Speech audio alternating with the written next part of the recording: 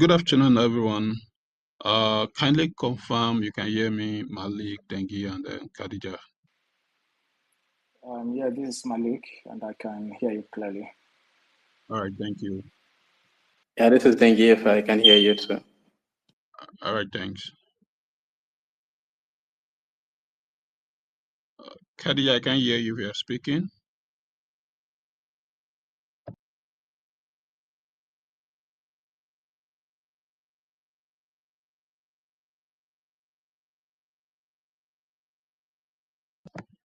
Khadija, I can hear you. I want to confirm I can hear you and you can hear me as well so that we can start the space fully. Can you hear me now? Yeah, I can hear you loud and clear. Thank you very much. You're welcome. All right, good afternoon, everyone, our panelists and distinguished guests. And my name is Adeyemi Okedra, and I'll be your moderator for this conversation and Rethinking Nigeria Security through Data and Accountability, which is hosted by Dataphyte Foundation. This afternoon conversation is not just another panel to discuss. It is a demand for clarity, a call for evidence, and a moment to ask tough questions, because the security situation in our country is not just deteriorating, it is unraveling. Let's take a look at this fact. Over the past decade, Nigeria has been a state of constant insecurity, what many describe as a low-grade war, from the Boko Haram insurgency in the northeast to the wave of banditry and mass abductions in the northwest, from farmer pastoralist violence and ethnic killings in the middle belt to rising political violence and cult-related clashes in the south. The entire nation is either under siege or under fear. But let's bring it closer to the more recent event that happened. In June 2025, over 200 people were killed in a single attack in Benue State. That is not a one-off incident. That is part of a sustained and systematic crisis. Between January and June of this year alone, Benue recorded 630 violent attacks, not disputes, not clashes, but targeted killings. And yet, this level of violence persists in the shadow of rising national security budgets.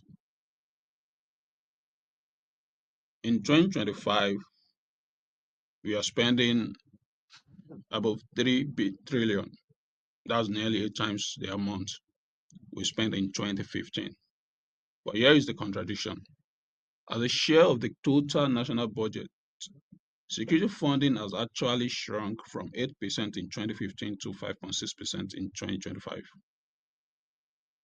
So the question must be asked, where is all this money going? Why is it that despite enormous allocations to defense, policing, and intelligence, millions of Nigerians still live in fear, unprotected, and unheard? And we must also ask, where is the data? Who is tracking what is spent, what is delivered, and what impact is made? Are government figures telling us the full truth, or are we missing the invisible violence, the one lived by ordinary people every day? That is why this conversation is happening this afternoon.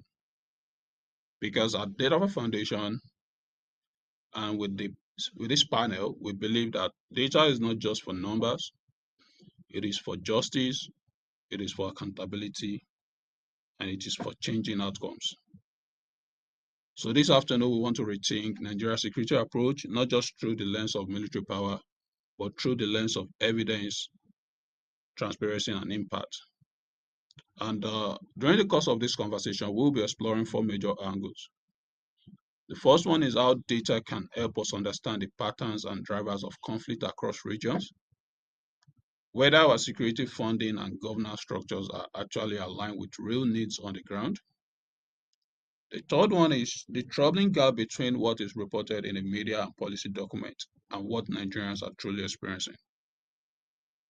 And finally, the role that journalists, researchers, and civil actors can play in demanding better, using data as a tool for accountability. Now, to help us explore these issues, we are joined by three powerful voices, each with expertise and experience in different aspects of this national security puzzle. So the first speaker I have here, Khadija Karim, the acting head policy research communication at Dataphyte, and she has a strong background in economics and public policy reporting. She also leads several of Dataphyte's data-driven reports. And the second person I have here is Malik Samuel, who is a senior researcher with Good Governance Africa. He has investigated and reported extensively on Nigeria security failures, working across respected institutions like Amnesty International, Doctors Without Borders, and the Institute for Security Studies. Dengiyefa is a research analyst at the Center for Democracy and Development, and his work focuses on the intersection of conflict, environmental stress, policing, and political violence, particularly in Nigeria's Niger Delta, North Central, and Northeast region.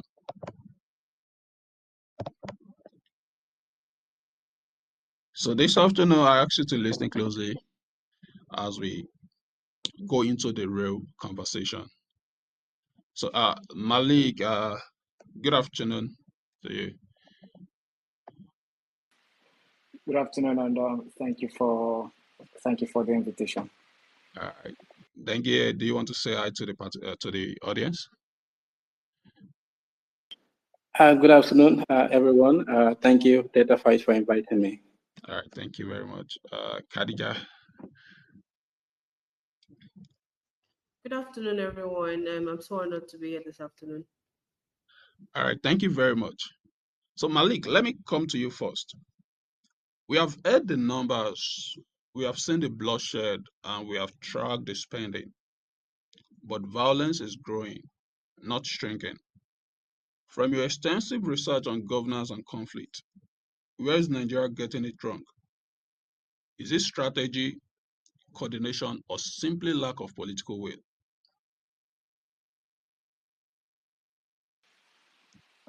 I think it's a mix of all the factors you've mentioned, and for this conversation that looks at data and also the budgetary allocation to the security sector, not just in the military, but I think the security sector, as a whole. In your introduction, you did mention the reduction in the numbers when you look at when you place it side by side other sectors in the budget. But clearly, it over 10 years ago, the security allocation budgetarily has really gone up. But again, we continue to see escalation of violence and the rising number of casualties, specifically in three regions of the country: the Northwest, the North Central, and the Northwest. Not forgetting the other regions you've mentioned, like in the Southeast, the Southwest, and South. But when you talk about what we've spent over time, especially in 2025, that Nigeria is expected to spend about 3 trillion. So you ask the question where the problem lies, and for me, it's about a disconnect, which is a critical failure. And when I say disconnect, not necessarily in the amount that has been allocated, but in how this money, these resources, have translated into the protection of citizens. And your guess is as good as mine. the figures in terms of the money spent or the money allocated, show that we, as a country, are investing more in the input, but in terms of the outcomes, which is the security of lives and property, the safety of the people, and the trust that the people should have in government, these outcomes are not improving. Despite this massive spending, communities in Benue that you mentioned, that you referenced to, continue to experience, mass killings, and the situation is the same, not only in Zamfara but across the northwest, the Sokoto, the Katsina, even part of Kaduna. This remain hotspot, for banditry and also for kidnapping. So what this suggests is that the Nigeria's security architecture is heavily skewed towards militarization and procurement. And we know globally that military solution is never enough to deal with conflict. I think there's a research that showed that I think between 1967 and 2024, 2023 or so, I'm not too sure, that the number, only less than 10%, of violent extremist groups globally have been defeated militarily. So that tells you that you cannot over rely on military solutions to deal with insecurity. But the figure what we've seen in Nigeria is exactly this, that we are investing more on the militarization and procurement when it comes to security, which is often at the expense of intelligence gathering, human security, and the long-term prevention strategies, prevention of this conflict. And so when budget allocations don't transmit into actionable localized protection or early warning systems, the strategy is clearly built to fail. And at the end of it all, the people are at the receiving end, which this system is supposedly meant to protect. Thank you. All right, thank you very much, Malik. I have a follow-up question, but I will get back to you. Now let me go back to Dengue. So Dengue, I want to bring you in here. You've mapped violence across Nigeria's regions, say Benue, Zamfara, Borno, and I want to believe you have studied how these patterns shift over time. What do these, recurring attacks tell us about the drivers behind them? Are we dealing with one security crisis or, several layered ones that require different solutions? Yeah, thank you, Dataphyte, again. And once again, thank you for inviting me. And thanks to my esteemed listeners and also colleagues that are here. So first off, it is very complex. There is no simple answer to the drivers of conflict in Nigeria. And in fact, while we think that we know the drivers, once you zoom in further, you realize that it is far more complicated than we think. Of course, I know the normal story where we'll say in the Northeast, we have the issue of terrorism. In the Northwest, we have the issues of banditry. North Central, farmer-header conflict. In the Southeast, we have autonomous agitations. South-South, militancy, sea piracy. Southwest, a bit of farmer-header conflict, urban criminality, and all of that. We know all of that. But I actually think that once you zoom further and then you begin to understudy this conflict, you realize there are certain factors that shape them more or less alike. So, for example, you will think that, again, you will look at the Northeast and say we have terrorism, right? And then the major actors are the Boko Haram, ISOP, and Jazz. And then when you go to the Northwest, you have banditry. Now, when the terrorist group moves to the Northwest, there is a bloodline knowing when they are bandits and then when they are terrorists. And also in the Northwest, when these bandits move to the North Central, there's a bloodline, the lines are blurred between knowing whether they are bandits or they are headers. So the whole idea is that while we think that we know the actors in this conflict, it is very, very, very complicated. So, look at the case of Benue. You cited a number of persons that died, over 200 persons that died. if this had probably happened in Kaduna, you would actually say, it is bandits that caused this one. Caused this number of fatalities. But because it happened in Benue, it is largely attributed to others. Sometimes they will say that am I the only one that can't hear dengue? Maybe it's you, but because hello, I can you hear me? Clearly. No, Dengue, I can hear you clearly. Hello, Can we you hear hear him? me? Khadija, can you hear him? Hello. Yes, I can hear you loud and clear.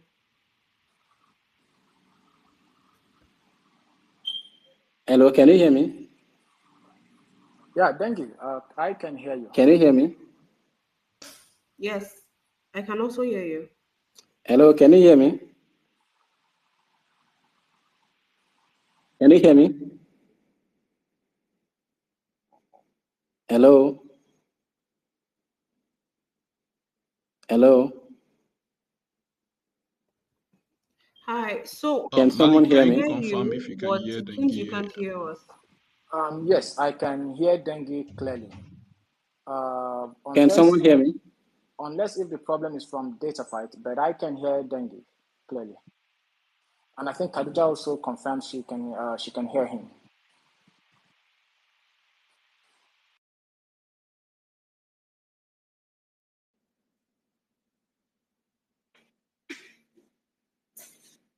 Hello, can you confirm if you can hear me?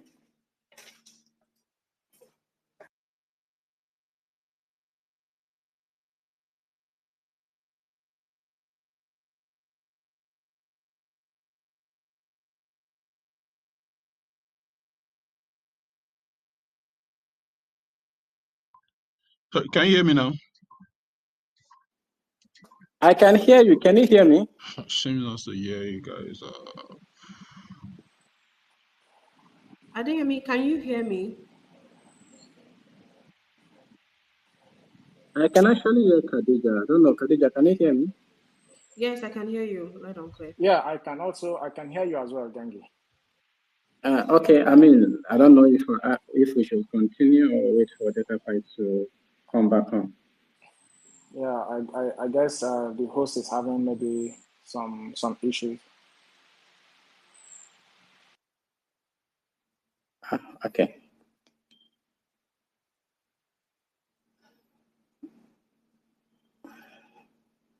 I think I can just continue, and then when it comes, probably I summarize so that we don't have to waste all of the I time. think Waste all of the I time. think that's a good idea, especially if other listeners can hear you as well. Yeah.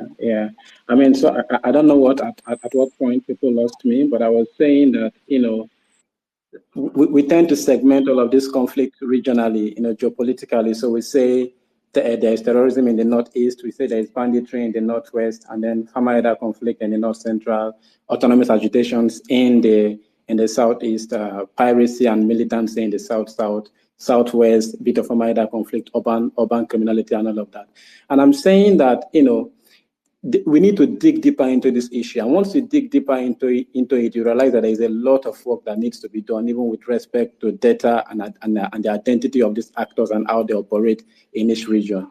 So, for example, when these terrorists come from northeast, to the northwest, they are automatically now called bandits. Meanwhile, they are actually not bandits; they're actually terrorist groups. So whatever that happens in Kaduna, Katsina, and all of that, it is easy to say they are actually bandits. Meanwhile, they are not bandits.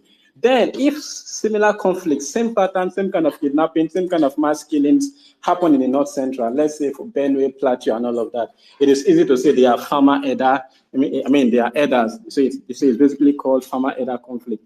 Then when it happens somewhere else, it is called communal conflict and all of that. So there's a lot to be done with respect to identifying even the actors in this particular conflict. Because if you look at the conflict again and you study it extensively, you realize that the patterns of attack are more or less alike. So they all use kidnapping. In the northwest, you realize that perhaps the only difference is that in the northwest, if you are being kidnapped, you are likely to be called up to pay a ransom. if you're kidnapped in the Northeast, the difference might be that you might not be called to pay ransom in many instances. Probably you are recruited to join them. In the North Central too, when you are kidnapped, you also ask for ransom in some cases, or simply it is just a raid on the community. So the patterns of attack, it's basically, more or less alike. I mean, there are a few differences. But with respect to identifying the actors and differentiating them, the lines are blurred, because when they move to a different region, we actually call them something different.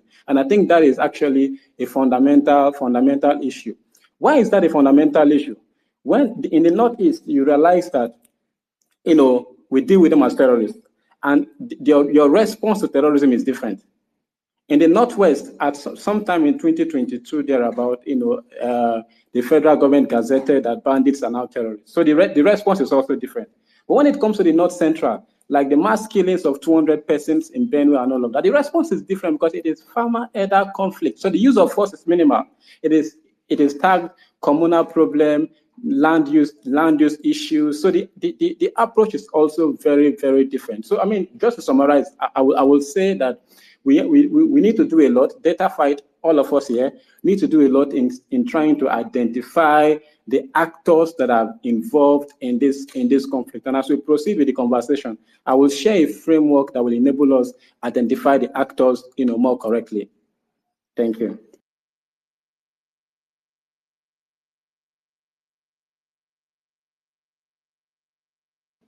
I don't know if I was able to communicate and if people heard me. Network could be so terrible at times.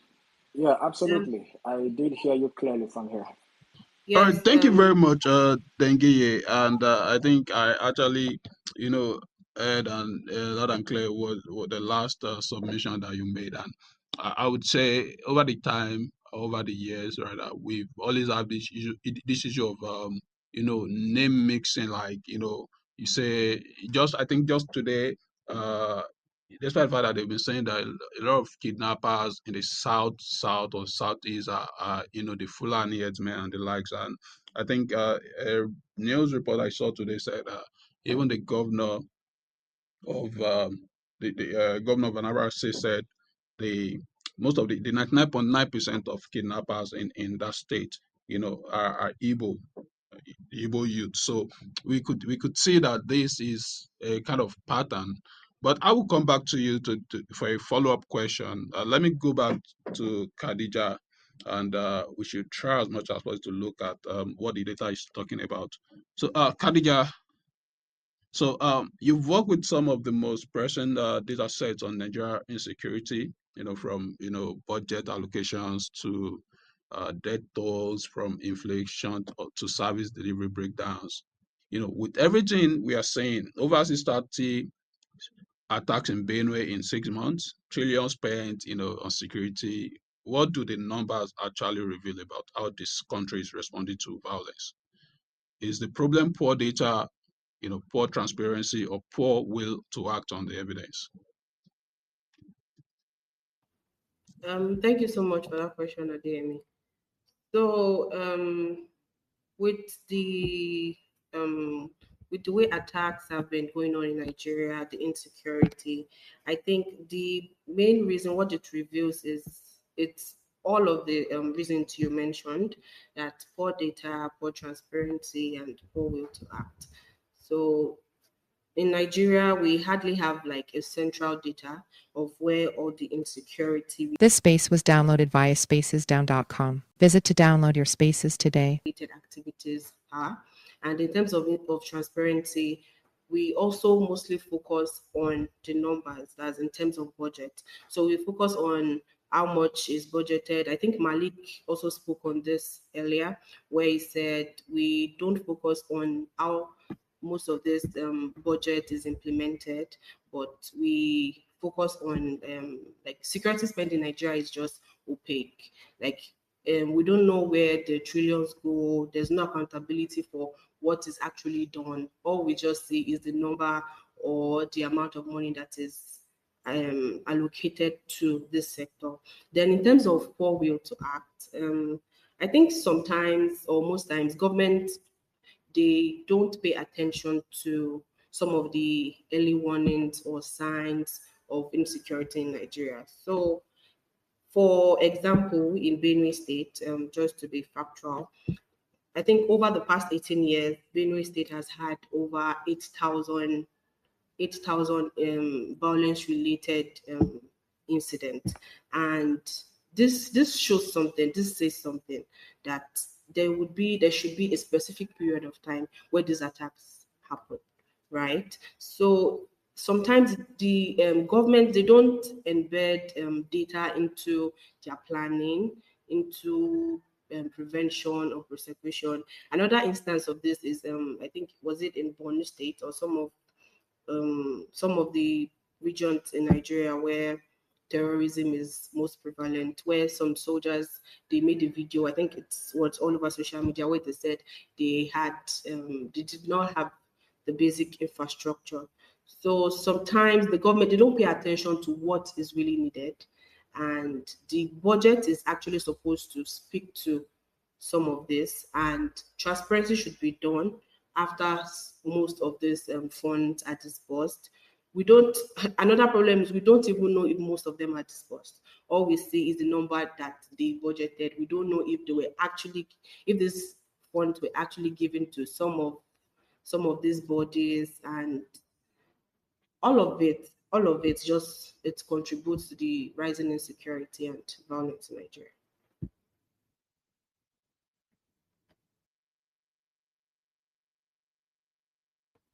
Adeyemi, was I able to answer your question? Can you hear me? All right, thank you very much, Khadija, and I'll stay a little bit on you. You know, Dataphyte past reports on insecurity have shown, worrying trends, rising debt in states like, Benue and Zamfara, ballooning security budgets and recurring governance failures.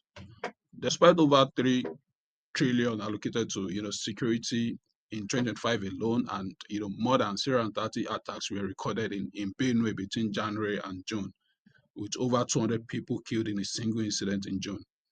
As someone leading, a data-driven policy, what do these figures and the reporting gaps behind them tell us about Nigeria's current security data infrastructure?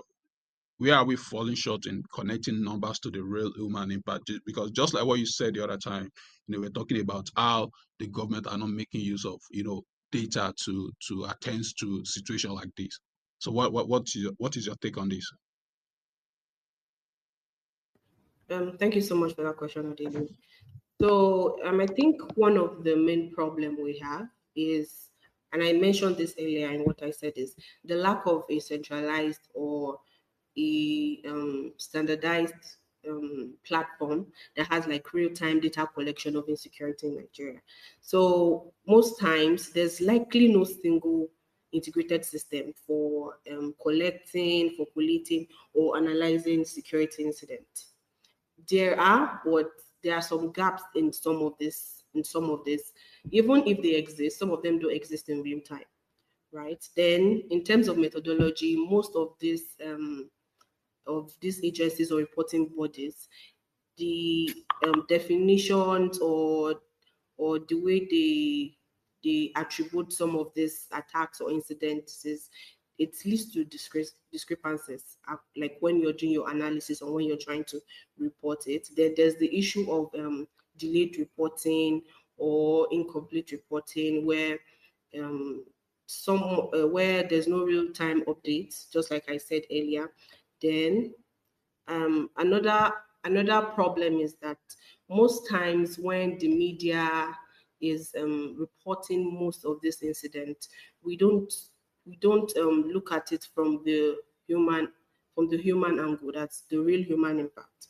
So most times we just we concentrate on the quantitative part of reporting insecurity and not the qualitative part, right? So an example of this is when you're trying to report something, you can bring it down to how many people lost their farms, lost their businesses, lost their homes, or how many children are out of school due to insecurity. And problem, it tries to downplay these numbers, and we forget sometimes that these numbers are actually real people. These are numbers, and the numbers are this like humanizing this is very, very vital for having a comprehensive intervention strategy. And another problem is um, we don't adopt the livelihood and socioeconomic impact of insecurity. We don't usually look at them. We don't report them in in most of in the media, on most of whatever piece comes out for insecurity related issue, right? So, like I mentioned earlier, look at the socioeconomic impact of some of these things. That's looking at the impact on farms, on businesses, on hospital, on healthcare, on women, on children. So most times it's just the number going out, and you can't really tell what the out. You can't really pinpoint the real impact of this on people. Thank you so much.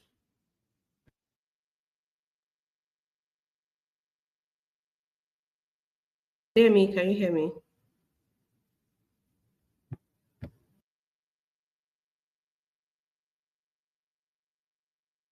All right, thank you, Khadija, for that submission. And Malik, um, I'm coming back to you. You have worked across policy, field research, and advocacy.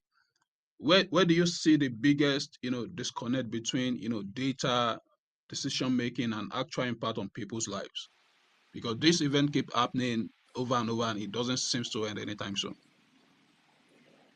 Thank you so much. And my response will not be too different or too far from Khadija's response, which I think was brilliant. But so I'll just expatiate more.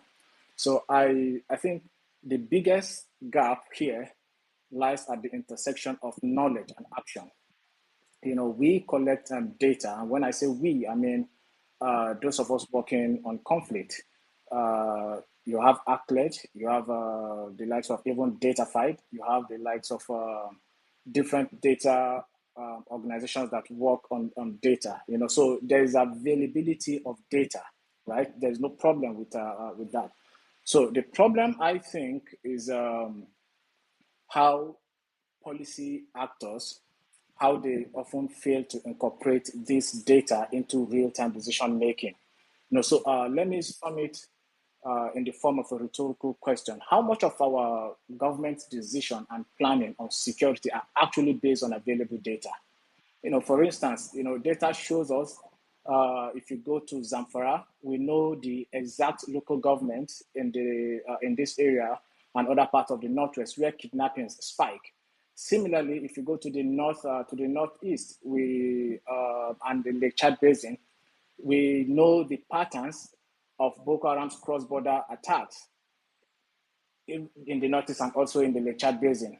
But when you look at all this, the response mechanisms that we've deployed, that we always deploy as a country, don't seem to align with this intelligence, with this available intelligence or data.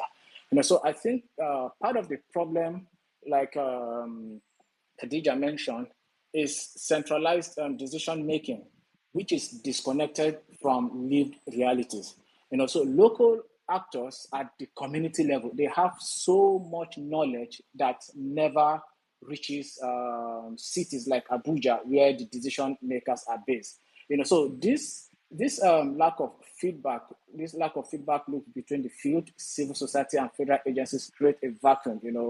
Where decisions are made without context, and then avoidably lives are lost. So my point is trying to say there's a gap, there's a disconnect between the availability of knowledge, which in this case is data, and the policy making and implementation. Thank you.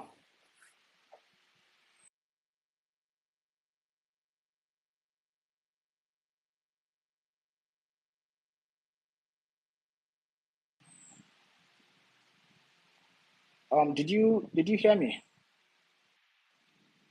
All right, Malik. But to also do a kind of follow up, given that Nigeria's current police to citizen ratio, which are said to have fall short of the UN's recommendation. To what extent can this shortfall be directly linked to rising insecurity, in the country? Is the insecurity a cause or a consequence of the inadequate policing, workforce, just like what you said earlier? I think it's a mix of both. Yes, we have a shortfall of the number of policemen, but beyond that, Nigeria over time has relegated, I think, whether deliberately or otherwise, relegated the duties or the police of the police. We've seen the taking over of security of policing activities by the military. So, which originally the military is not meant for. These are all policing issues. A lot of the issues we have, insecurity issues internally, are policing issues. But the inability of the police to respond appropriately has seen the military being deployed. And we know the military is not trained for policing activities. So the ratio you talked about, yes, Nigeria is a country of over 200 million people, and I think with how many policemen do we have? Less than 500,000 policemen, or let me just be conservative to say less than 1 million policemen. But again, you see lots of these policemen deployed to protect the so-called big men, leaving a lot of the citizens, without the adequate protection they should be getting, from the police. And so it is a problem, but I think a major part of the problem is the taking over of policing responsibilities by the military. The military is not meant for that. The job is the job of the police. So what we need to do is to look at how we deploy security agents to deal with insecurity. And if the police should be handling this, it means the police needs to be properly trained and equipped in handling these issues. A lot of times, there's been a fallout, or I would say an exacerbation of the problem based on how the security agents respond, whether through high-handedness, or through sheer neglect of what they should do. So the retraining of the police is good. We need to recruit more policemen, but of course that also talks about that also will fall back to the availability of resources. So they go hand in hand. And when we do this, it's also about deploying the police to the right places they're supposed to be deployed. We've seen a lot of times the different police bosses, the IGs, will come up to say they're withdrawing police protection or reducing police protection from VIPs, and others. But it never comes into reality. You go on the street today, you see private citizens with multiple police protection actually taking policemen from their core responsibilities where they are actually needed.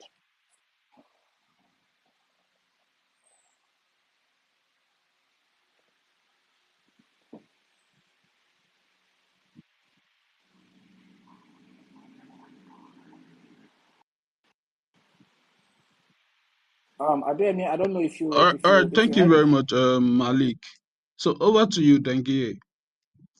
In your work, have you found any correlation between political cycles, say election, policy transition, and spikes in violence? What does that tell us about the political economy of insecurity? Because there has been a conversation, a discussion over, oh, this thing happens when there's always change of government. This happens when there's, kind of a climate change or, whatever. So, but what do you think, is about the political economy of insecurity on this? Thank you. I mean, great question again. I would begin from where I stopped the last time to say that, I mean, it's actually a data issue. And of course, we've seen changes in insecurity with respect to changing transition period and with respect to electoral cycles. What is quite instructive, whether I look at ACLED, whether I look at Beacon, whether I look at Dataphyte, whether I look at the Nigerian Security Tracker and all of the databases that we have lots of data, just that it is not just harmonized, lots of data everywhere. What we've seen is that the year before an election sees a spike in violence. But what many people also do not notice is that few months to the election, 2-3 months to the election, we see security agencies doing quite a lot to deal with the non-violent conflict actors that we have. And then 1 month, 3 weeks to the election, you see violence going down, drastically. I mean, this was very, very predominant during the 2023 elections. Before the elections, it was almost as though the election will not hold. And people were like, oh, we have Boko Haram in the northeast, we have banditry in the northwest, and we are not even sure that, election is going to hold because some communities, some places are being controlled by these non-state actors, and election might not hold. But when we understudied that election, close to the election, and even during the election day, we did not see these non-state actors, these established non-state actors that we've talked about, caused a lot of violence. What we saw was, politically motivated violence, political talks, and all of that. And I will tell you why. It is because close to the election, there's a lot of concerted effort by security agencies that I think that after the elections and all of that, the tempo is not really kept. The tempo is not, a lot of negotiations are made, the kinetic strategy is strengthened, and then after the elections, a lot of this tempo is not made. And I will delve into the data and provide a framework I think that could help the Nigerian security agencies, that could help all of us also understand how security works and what we can do to deal with the security situation, because in all of this, it is the solutions that matter. And it is a framework that I've called SMCC. And that is the security of movement, cash, and communication. Now, before the 2023 elections, I studied that election very properly and using ACLED data. From October 2022 to March 2023, we had 50% decrease in abductions in Nigeria. From October 2022 and March 2023, and this is from ACLED data, we had 50% decrease in abduction cases in Nigeria. And this is why this is important for us and how we are going to use data to analyze all of these things going forward. Once movement. So if we study all of these conflicts around, whether the Northeast or the Northwest or wherever, even in Niger Delta and all of that, you will see that it thrives on movement.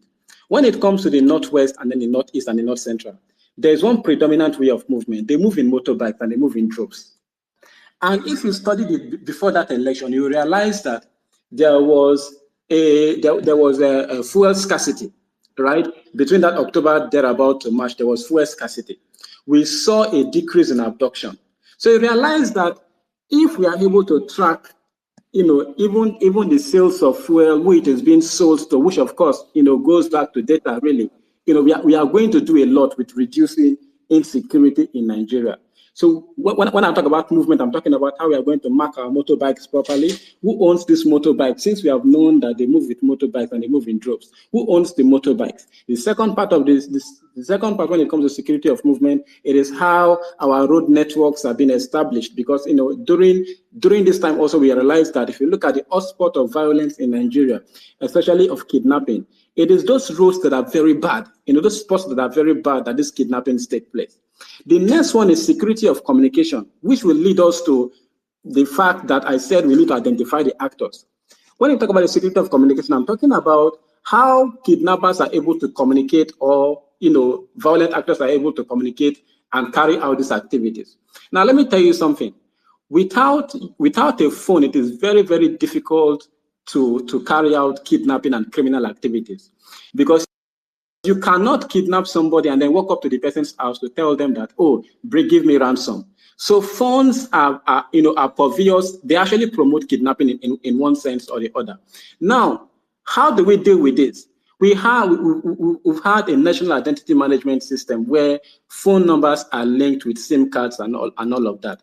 And of course, for now, even though we do not have a central database for our data, the national identity management for now acts as that database where all our NIN are linked to our bank details and all of that. So the idea is that how are we able to utilize that communication system? How are we able to harness that data to deal with the security issues? How come people are being kidnapped and their phones are not being able to track? Because it is either they call with the person that the number of the person that they've abducted, or they call with their own number. So how is it that we are not able to track them? The other one is cash. Now, when there was cash crunch, the cash crunch also fell between October and March 2023. When we had the Naira redesign policy. As bad as that policy was, abduction reduced by 50%. Same ACLED data, and it reduced by 69% in northwest region of Nigeria. So it means that the cash economy also promotes, violence. Of course, you talk about the cash flow and all of that. Many of these violent state actors, non-state actors rather, do not go to the bank.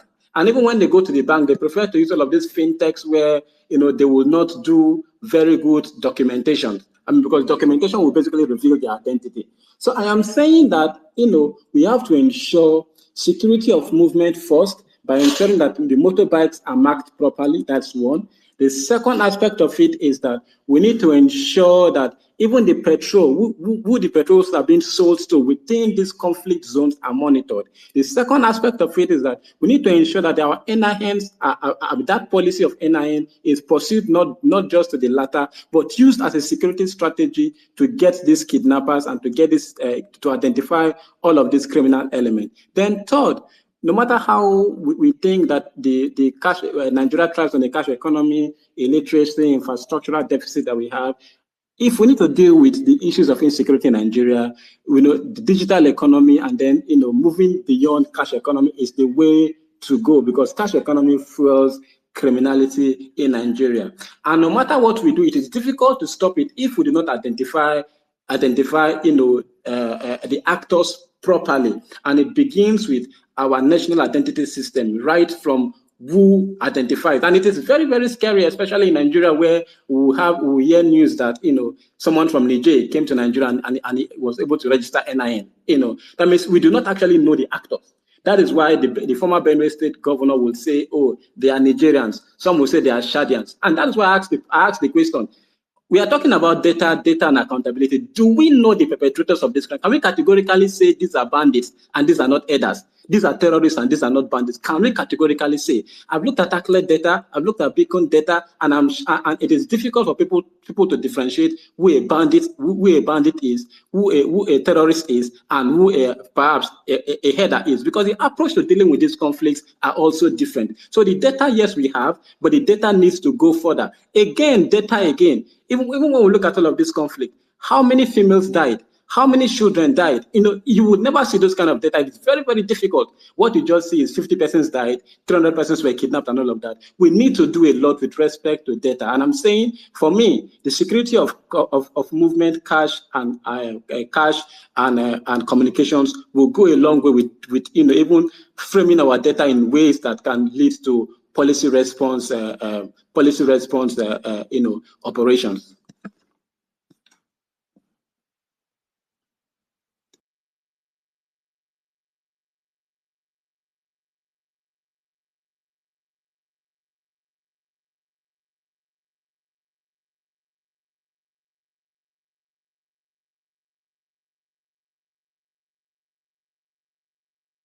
All right, thank you, Dengue. But before I go, beyond the political cycles, how do you think environmental stressor like climate change or land degradation factor into recurring violence in the Middle Belt and Niger Delta area?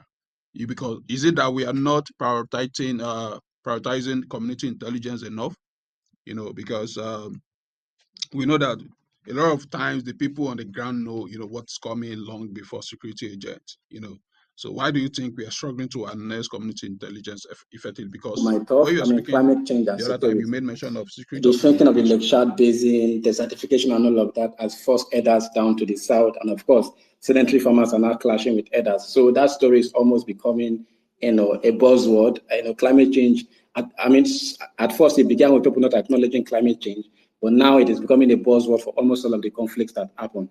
we cannot deny the desertification in the Northwest. We can't also, in the Niger Delta, for example, we cannot deny the pollution and all of the environmental degradation that has happened in the in the Niger Delta, that has also helped as a rallying point in recruiting people into violent activities. However, I am beginning to question the climate change perspective, not because it is not a cause of the conflict, but I think that we are beginning to tilt towards a single story. So, for example, 200 persons died in Benue State, and they want us to believe that it is just climate change. And yes, climate change can be the fundamental trigger of the conflict, but we have forgotten that these conflicts have gone on for a very long time, where there is now an intergenerational trauma. So, for example, some persons in Benue do not care about whether it is climate change, whether it is farmer-elder conflict, they just want revenge. So once they see a Fulani elder in their community, they just want revenge. So we convolute all of those things and put it on environmental stressors.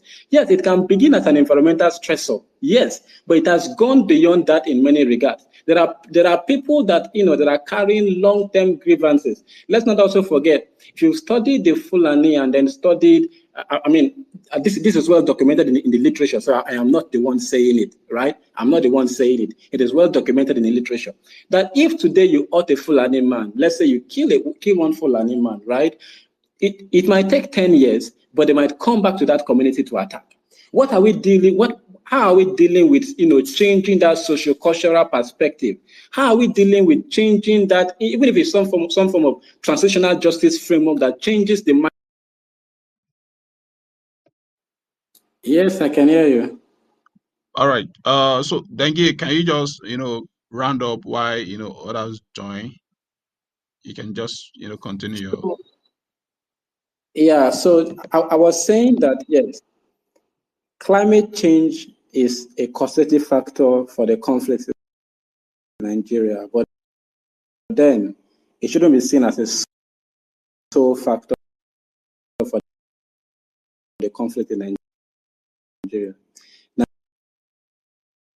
Nigeria is not the only country affected by climate change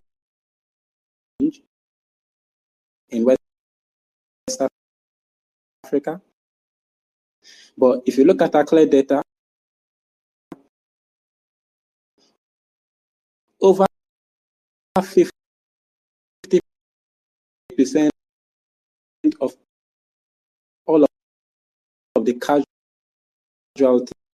into their security operations. So, for example, you conduct airstrikes and you destroy the forest, right? So you have acknowledged climate change, but in your solutions, you are also destroying the forest, leading to exacerbating environmental factors that further leads to climate change. So it means that you only acknowledge it as a cause, but in terms of your solutions, you've not also acknowledged it. But I'm saying by and large that the problem has gone beyond climate change. It could start from climate change. Climate change could exacerbate it, but there are now intergenerational factors. There are now deep-rooted grievances that must be dealt with if this conflict it will be resolved. I don't think that if the climate situation is resolved today perfectly in Benue State, there will be no attacks, because there are people that are already seeking for revenge, and we must deal with those intergenerational grievances through transitional justice mechanisms.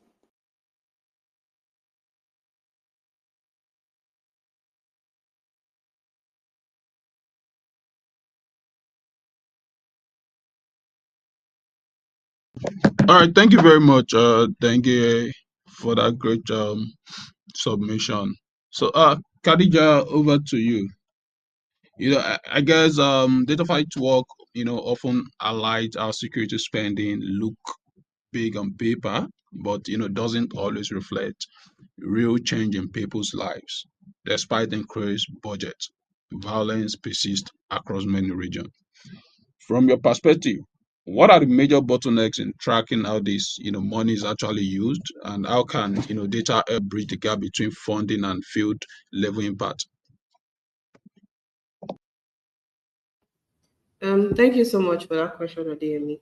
So I think I mentioned 2 points earlier, which speaks to this question. And one is the lack of transparency and accountability. And I think that is one of the core bottlenecks of Nigeria's security spending. Then another one is the lack of performance-based budgeting or evaluation.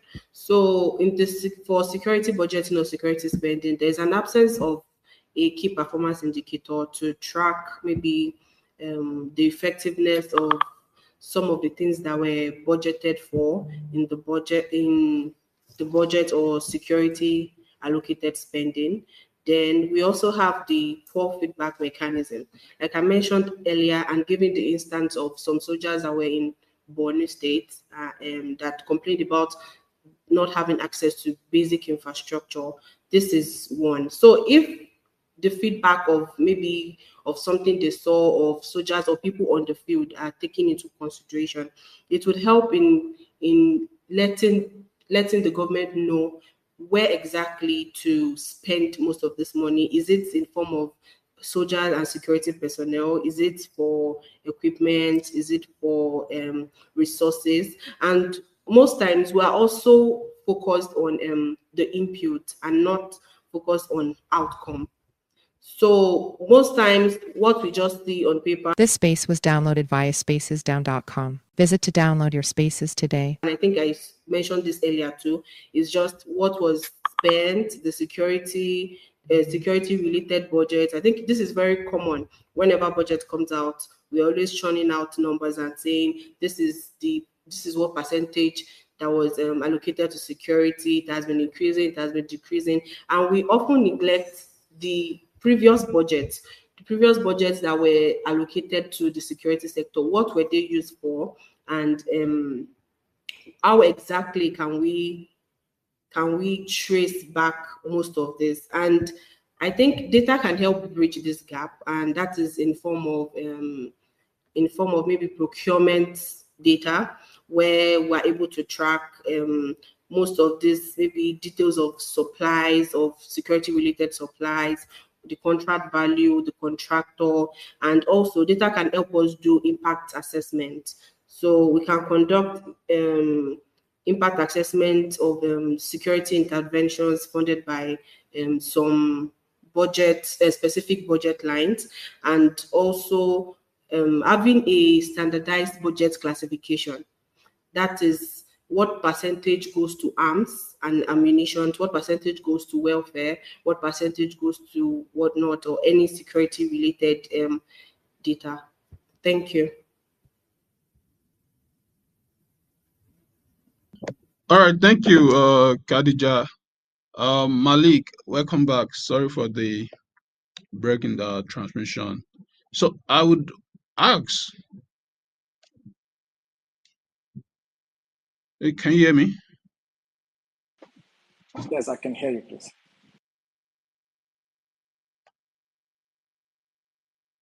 All right, so Malik, how can we move from a reactive, hardware-driven security strategy to a preventive, intelligence-led approach grounded in data and local knowledge?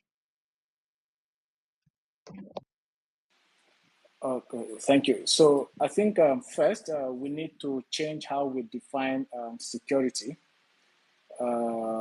which I think in our context it's seen more in the frame of national security instead of human security. So security is not just about patrols and weapons. It is about presence. It's about prevention, and it's also about the public trust. In the people that are supposed to protect them. So the shift must begin at the policy level, where security budgets are made to prioritize intelligence, to prioritize surveillance, to prioritize early warning system, and also interagency data-driven data sharing. I think because a lot of times we hear, even though not officially, the unhealthy rivalry between our different security agencies, which shouldn't be if we want to deal with insecurity.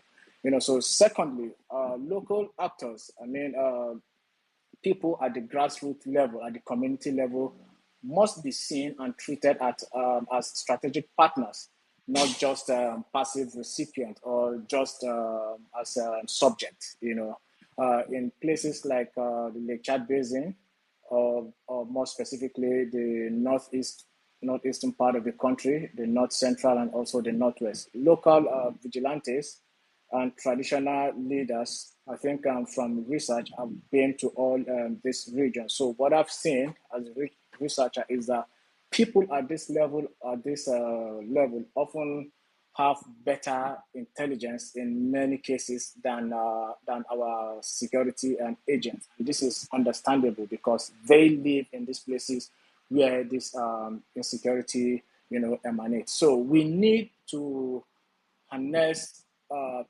all this through what I believe should be formal community-based intelligence frameworks, with oversight and safeguards, of course. So lastly, we must build institutional memory. What I mean by this is that lessons from past attacks must inform future prevention strategies. We cannot, as a country, keep resetting after every tragedy. So at this stage, as a country, as I think the most influential country within the West Africa sub-region, a preventive strategy should mean that Nigeria invest in local knowledge, invest in coordination, invest in psychological resilience, and also invest in targeted disruption. When I say targeted disruption, I mean all the factors that make organized crime, that make it easy for organized crime to feed into violent extremism. So you need to disrupt all these activities, including logistics, financing, and all that. So doing this rather than just waiting for violence, to justify more hardware. Right now, what we're seeing is we're more reactive. When something happens, we react. You hear the cries in the media, you hear the shout, the condemnation, and all that. After a while, everybody goes back to the status quo, waiting for the next attack, so that then we condemn again. We keep recycling the whole process. So I think we need to move away from all this. Thank you. Yes, please repeat the question. All right. So I said, on paper, the security budget looks huge. But, when you speak to people in affected communities, the reality is different.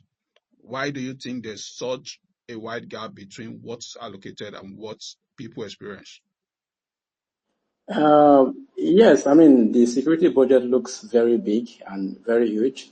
But if you also compare it to several other countries that we have, even across the globe, you realize that it's actually also very small. Yeah, it's actually very small. And in your opening, you had already said, despite the fact that the spendings, the amount itself is increasing, if you look at the percentage, it has actually reduced to 5%. Right? It was 7% thereabouts in your opening when you said, but it has reduced to 5%. So it is not so much that it is even increasing with respect to value.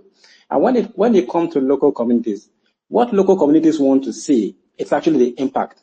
Whether you're spending 50 naira, 100 naira, they don't really care much. They want to see how that translates to how secure their lives are, how they can go to their farms and all of that.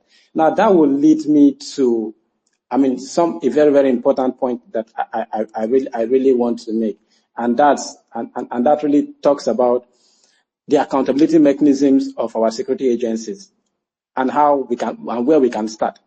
Most people do not understand that the Auditor General's office is an important accountability, structure that we have in Nigeria. The Auditor General is supposed to ensure that every single spending goes in line with what they've done and publish a report for every ministry, for every parastatal, for every agency. Now, how effective has that office been? So while we can blame the military for not, for being non-transparent, for not allowing NGOs and CSOs, and I've been in the meetings, I've worked with several security agencies in my time here, especially at the Center for Democracy and Development, and they will tell you, it's a security issue, we cannot discuss the budget, we cannot do this and all of that. But there is a government agency that is responsible for auditing the books and that's the Auditor General's office. I've never talked about the EFCC and all of that, whose mandate is, financial crime and all of that. So I think that the challenge is not so much that the budget has increased. This challenge is really that the increase in the budget has not translated to a more secured Nigeria, has not translated to people going to their farms and not being afraid of being killed. So I think that is the problem. And again, when it comes to the issue of data, I mean, I would leave that, and then when it comes to the last point, I think I will make that. But just to say that communities are not complaining basically because the security spending has increased. I can tell you for free that many community members do not even know, beyond all of this high-level expertise that we have here, and when we discuss ourselves, we know all of this money that have been spent. What they want to see is not what you've spent, right? What they want to see is simply that their communities are being secured.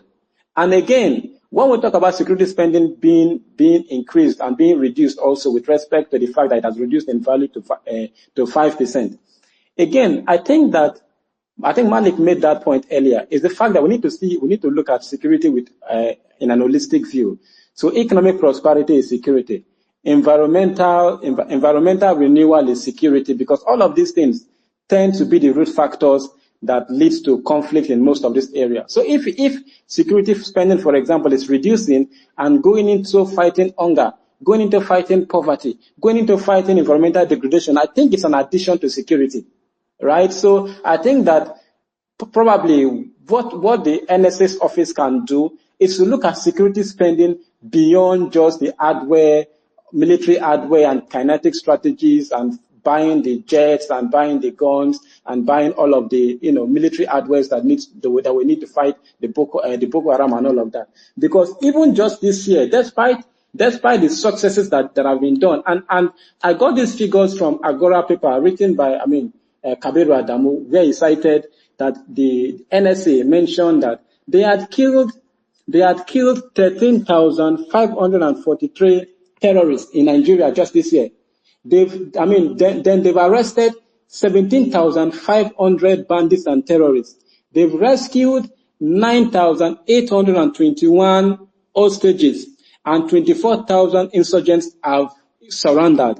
Despite all of these successes, criminality is still on the increase. It means that the root causes that drive people into being recruited as terrorist groups, as terrorists, as bandits, are still there. And I really think that we cannot shoot those ideas. We cannot shoot those things to disappear. We really need to ensure that our security strategy involves economic renewal, economic survival mechanisms, and ensure that the environment is also dealt with. So it has to be a holistic approach. Yeah, thank you, Dengi. So I think my last question for you then, why everybody give why the participant ask question and you say your final word is, do you think with all these that you said, do you think the lack of transparency, especially around security votes, right, is making things worse? And if it is, what do you think can be done to open up that part of the budget without compromising national security? So I think that I've actually highlighted the point and made it very, very clear that accountability is a challenge. And I don't understand why security is everybody's business, while monitoring security votes and security spending is not everybody's business. It's only the business of the security agencies. I actually do not think so. I think that platform needs to be opened. We need to ask questions about our security, and asking questions about security does not in any way undermine national security in any way. But I think fundamentally, I actually want to make a point about data and how we collect data, because it appears as though we actually think that we collect very good data in Nigeria, and that the problem is implementation. But I also think that the way we will collect data is actually a very big problem. And I made the point earlier to say when we collect the data, we say fatality is 50, incidences 70. For me, I think that it's also a challenge actioning that kind of data, because when you say 50 people died, so what else? What should they do? Really. I think it has to be more nuanced. How many women died? How many children died? What are the roots that those people came from? Those kind of data are actually missing. We actually think we collect a lot of data, but those data does not help in informing decisions. And how do we even do that? I think that we need to localize our data systems from community level to local government level to the state level down to the federal level. There needs to be a structure that collects data right from the families to the communities to the local government down to the federal level. That creates a nuance. So when something happens in a particular community, why did it happen? It's very important. Why it happened is very important. And then the number of persons that were killed is very important. That we report anyway. Then what is the gender? In our local communities, why I think that the data is a problem. In our local communities, when people die, it is easy to know that a man and a woman died. But when you look at the data that is being reported by all the databases that I've observed, right, it is difficult to know whether this person is a man or a woman. That is incomplete data.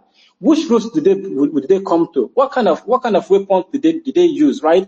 Those are very, very hard questions, and people will say, oh, how do you expect people that have been attacked to understand all of these questions? How can they? It's an emotional moment. They cannot provide all of these answers. But that is the kind of dated data that is being needed for to ensure that it is security or data is actionable. Then secondly, our data must ensure precision, right? If we've built that localized data system and streamlined it from the local level to the federal level, the next thing is to ensure that it ensures precision. So I find it very, very funny when the Nigerian Air Force will say we had a mistaken airstrike and we killed 20 persons and we are apologizing. It happens again in Borno, it happens in Kaduna, it happens in Zamfara. And I'm like, where is the precision? Where is the data? It means we are very much disconnected from the data, from the local data that we have. Then thirdly, since we are talking about data, it is not just building a centralized database. The way we collect our data is ultimately flawed. So, for example, I walk into NIN and I say, I am a Nigerian, I am from Bayelsa, I am from this tribe, and you are registering me. No, that is not the beginning of data. The beginning of data, the data begins right from the hospital when you were born. From your birth certificate to local government, registering death and births. That with that you move to the NIN to say, this is my birth certificate. This is my local government registration, and then it moves on and on and on and on. So that at a particular time, when a criminal is being caught, and it gets to the station, you will not be asking a criminal, what is your name? No, you don't need to ask a criminal what is your name. You are basically expecting him, or a suspect rather, expecting him to report himself to you. And I think that is a fundamental flaw of our data, right? You simply put his name on a biometric machines, his basic details will come up. Where he has lived, where he has relocated to over time and all of that. Those things are not questions you should be asking, basic questions that you should be asking a suspect. You are supposed to have that data. And that data does not begin from when you are adult. It begins right from cradle to, right from when you are born to when you leave the earth. So I think that the way we collect our data is also a problem. So I just want to correct the impression that, there is so much data and the government is not using it and all of that. Yes, there is so much data, but the data needs to be more granular with respect to how it can be used to form, actionable security strategies. All right, thank you very much, Dengue. I think that was a great and powerful submission, and I think it's time we give our participant the opportunity to ask question. So kindly request for Mike if you have questions or contributions to this conversation so far.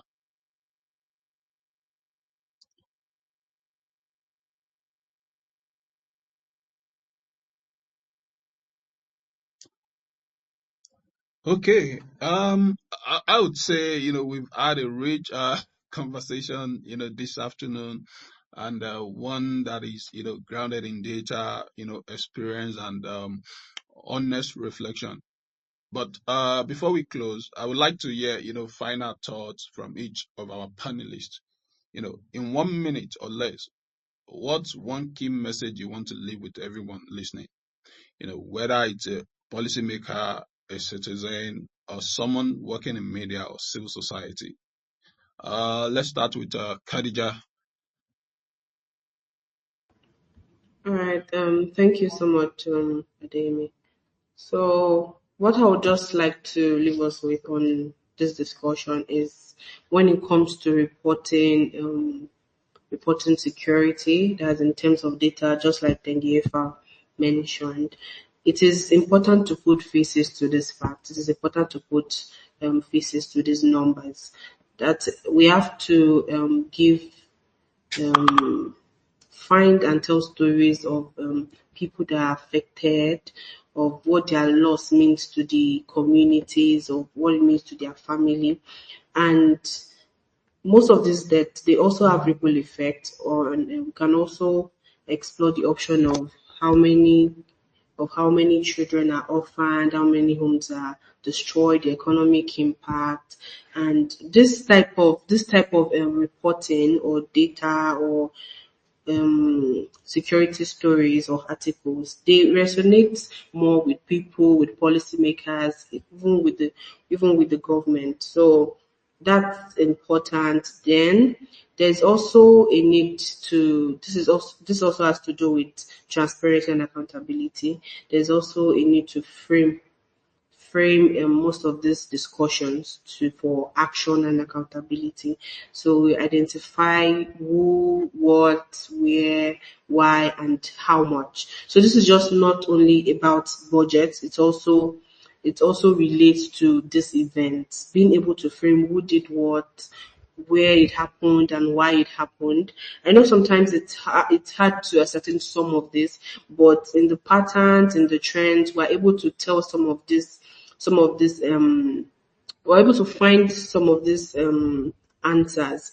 And when we are reporting this, it is also important to propose solutions, to give call to actions, not just talking about the problem, but also talking about where the government can come in, where agencies can come in, where the NGO, civil society as a whole can come in. And some of this, it helps us build public trust, and it also empowers the citizen in a way in terms of engagement and oversight. And all of this, it builds coordination, timeliness, and it even improves the methodology and transparency and public accessibility as a whole in every security or insecurity related issue in Nigeria.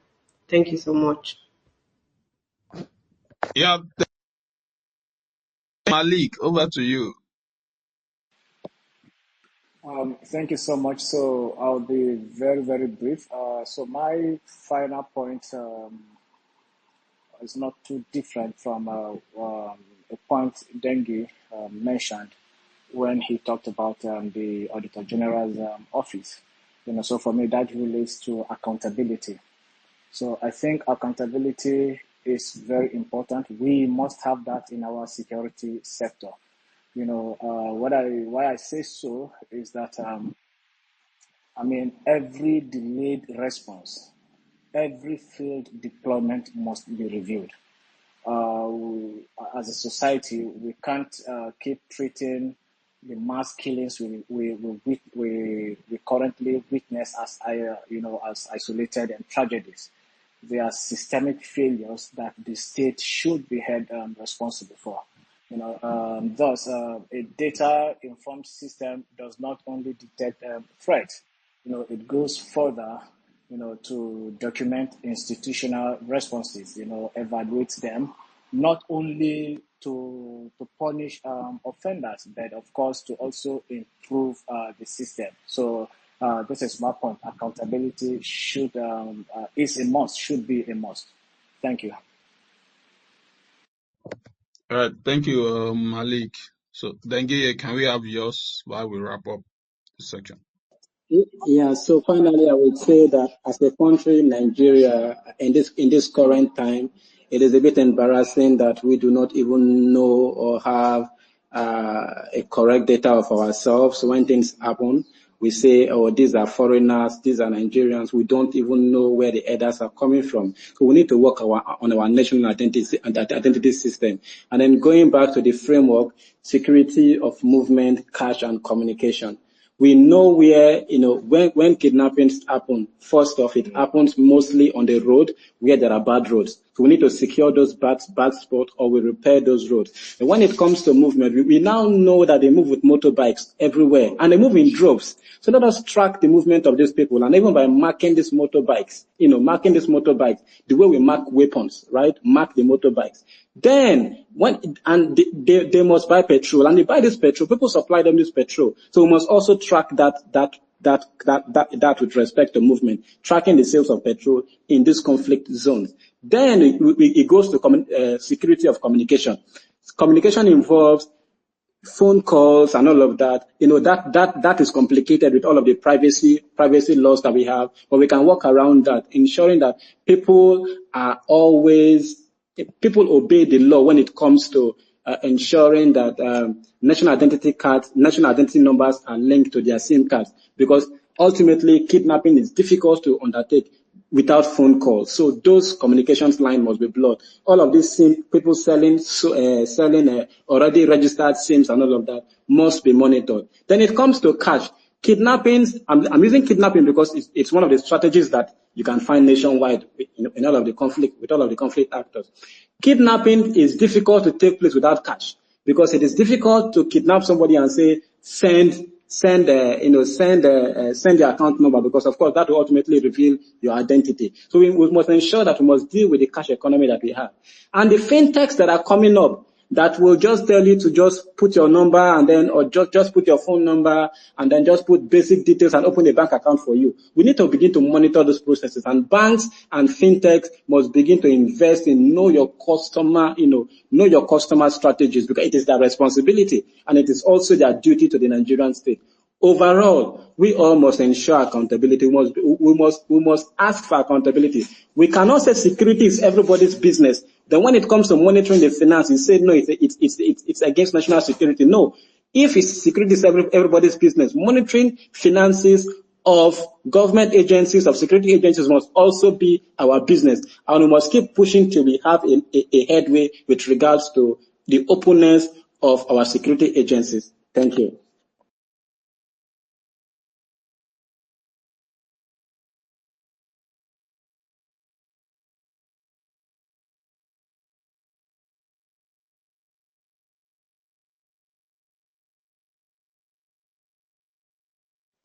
All right, thank you very much, Tengi.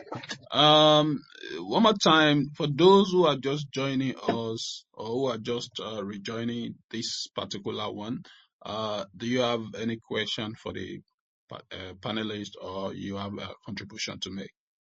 In 2 minutes, please, let's do that.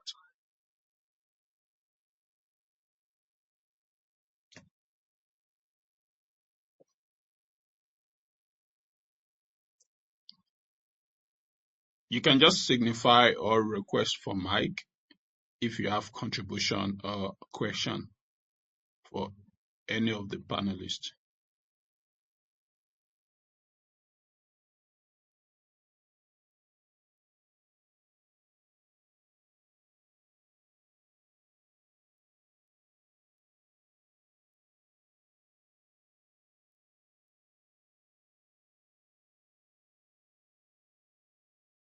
All right, I guess there's no question. Thank you very much to our brilliant panelists and to everyone who joined us today. This conversation doesn't end here, because the data is still speaking, and so the people affected. What we do with this knowledge, this truth, and this urgency is what will shape tomorrow's security reality. Till next time, stay safe, stay informed, and stay engaged. Thank you very much.